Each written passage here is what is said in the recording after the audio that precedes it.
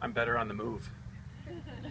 So I get this incredible honor to talk about my friend in front of a live music stage where they just played a couple Beatles songs on second base on a baseball field. You couldn't have designed it better. And Wendy gave me this task of being extremely uplifting. Thank you, Wendy. Well, I'm going to talk about a man that was exactly that. And I'm going to start by saying something that I learned about 4 years ago when I had to go through a very tough time. What I learned is that many people kept saying to me, time is going to heal. Time will heal this pain, John. Time doesn't heal the pain. Time does not heal the pain. Love heals the pain. Sure. And it is beginning right here and right now. And it's a love that started with Rob. And it started with Coach Rob. And I would like any young man, young lady, whoever had the pleasure of playing for Coach Rob to please come up here right now. Come on, guys and gals. Right up here, guys. Right up here.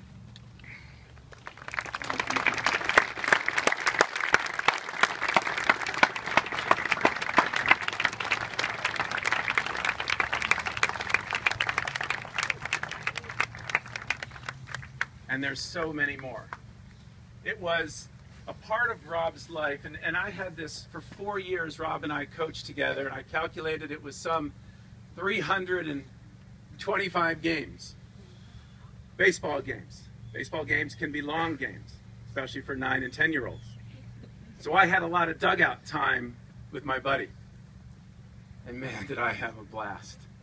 Because he was having a blast. They say the number one ingredient for being a good coach is the capacity to love your players. That had to have been written about Rob, because he truly loved every one of you guys, and he loved every minute that he spent with each one of you guys. But what separated Rob from even those good coaches that have the capacity to love is that he had the ability to show it every single day. I've had many coaches in my life that loved me, but they never showed it. Rob showed it, and that's what made it so special.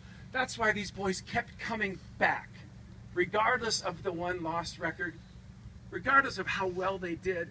They wanted to play for Rob. Every year, the tryouts got bigger and bigger because they wanted to play for this man, this Coach Rob. Because when they played against us, they saw joy in the eyes of the players, regardless of the score. And it was so much fun for me, who had been around hundreds and hundreds of coaches over many years, to be able to share time with a guy who truly got what it was all about. It wasn't the score, it was the game. And he rejoiced in seeing you guys mature. He rejoiced in seeing you guys and gals become fine young men. The way that you treated your families, the way that you treated your opponents, the way that you treated each other. That concept of a life teammate was so well driven home by this man. And it was just so much fun to see that.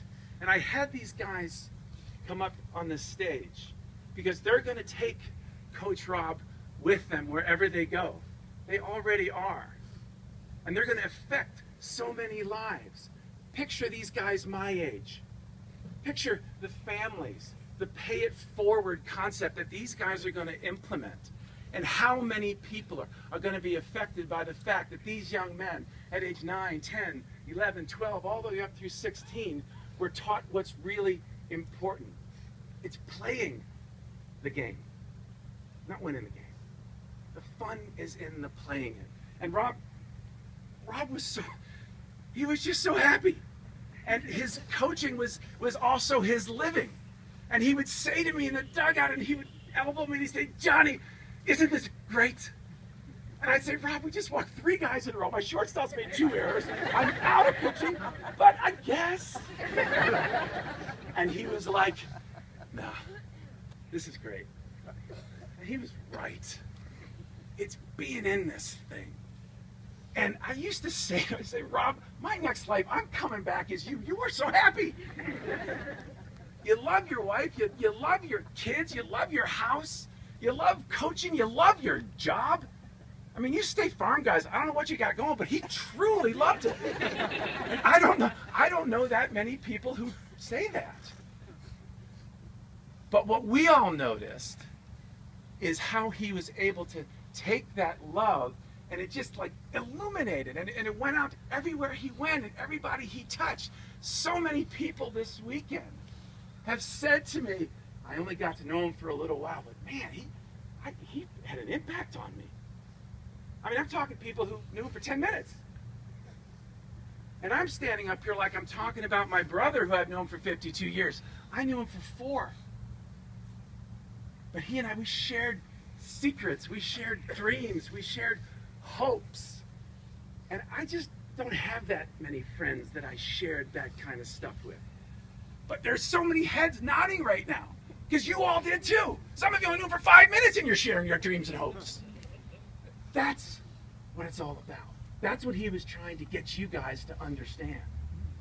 It's so much more than what the scoreboard says. And you guys proved it, and there's a lot of guys on the Will to Live, and by the end of the Will to Live season, the team Will to Live team would meet the other teams, and I see some of the opposing coaches here today. We'd meet them on the mound, and they'd give life teammate bands and say, love you, man, and they would talk about what it means to love your teammates on and off the field, because life, just like baseball, is hard. Rob was the ambassador to that. And it got to a point where his players were almost fighting to see who was going to get to make the speech. How many 12 and 13 and 14-year-old boys do you know who are fighting to stand up and make a public speech? Not very many. But Rob had the ability to motivate these guys to do it and to see the good. And to see that, isn't this great, guys? And he had so much fun. He had so much fun being a part of that. But just remember that, guys, on your future teams. The way that you treat your teammates and your coaches and your opponents and your umpires. Rob was an umpire for what, 12 years or something like that. Can you imagine anybody arguing with Rob? I mean, I would be like, that pitch was... You got it, buddy. Because he just had this way, he had this face, and he had this smile. And he was always smiling. And it was such a pleasure to be around that smile. And this weekend, I've seen 477 pictures of Rob, and in 476 of them, he's smiling. And because that's how he lived. He rejoiced in the smile. And we used to tell the players, let's rejoice in the single. Let's not wait for the home runs. Let's rejoice in the sacrifice bunt. Let's rejoice in hitting the cutoff man. All those little things you don't read about in the paper. Rob taught these guys to rejoice in those little things because they happen a lot. And it makes the day a little bit better. These little things in life.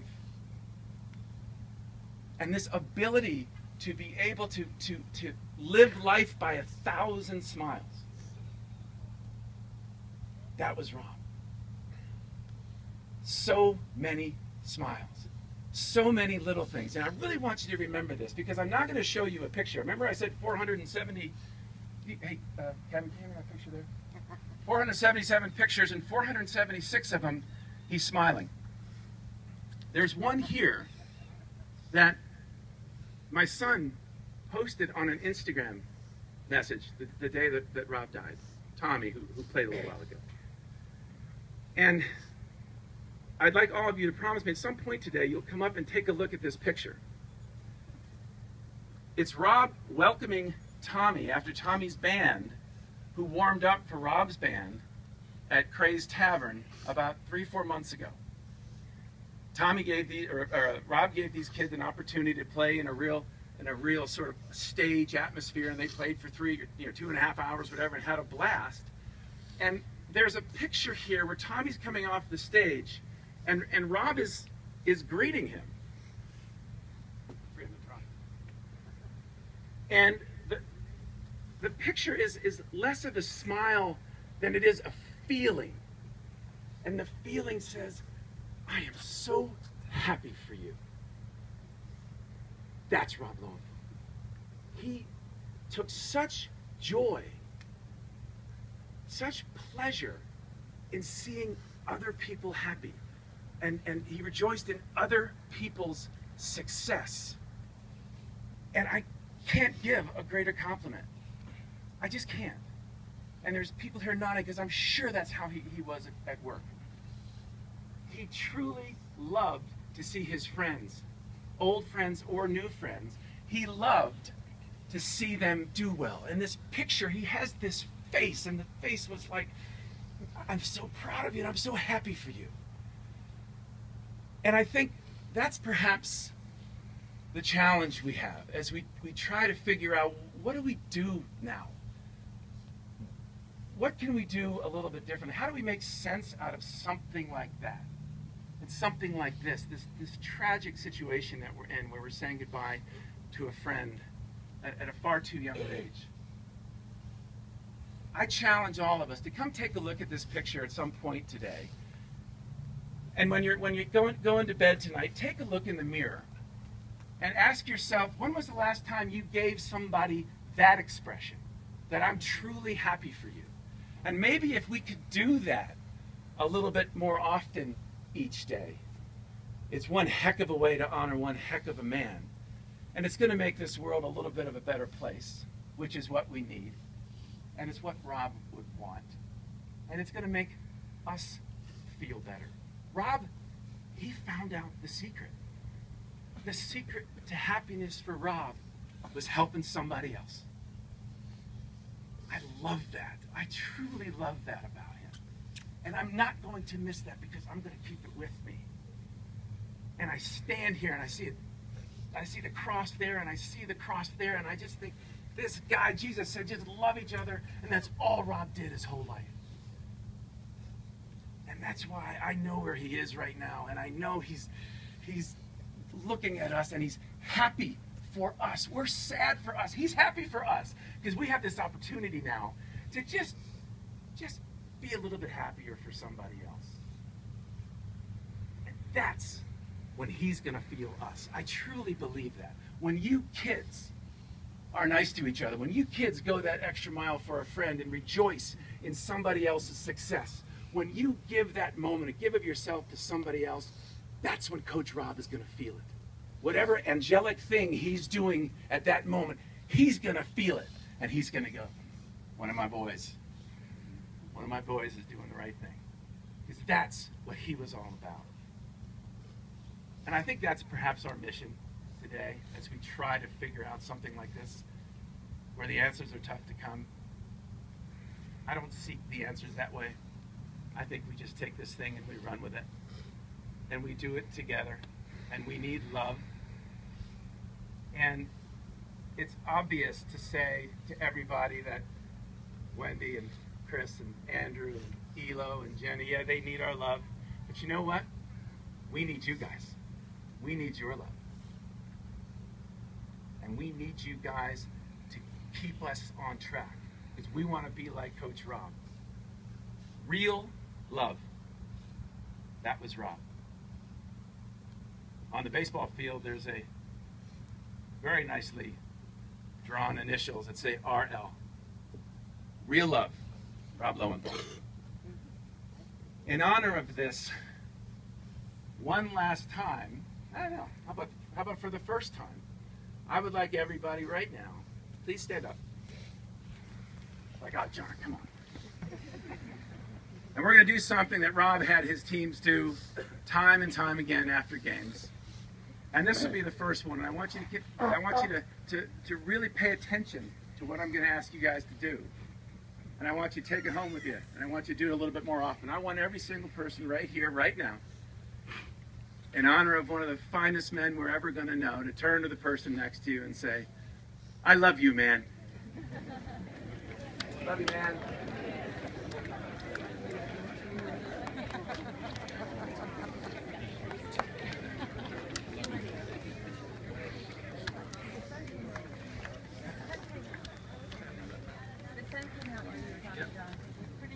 So here we are. We're on a baseball field. There's a stage behind us. We just said, I love you, man. I've got just a few words for Rob. Isn't this great? Guys, let's have some fun with this. Let's remember him. Let's keep him in our hearts. Let's have some fun doing it together. Love you guys. Thank you.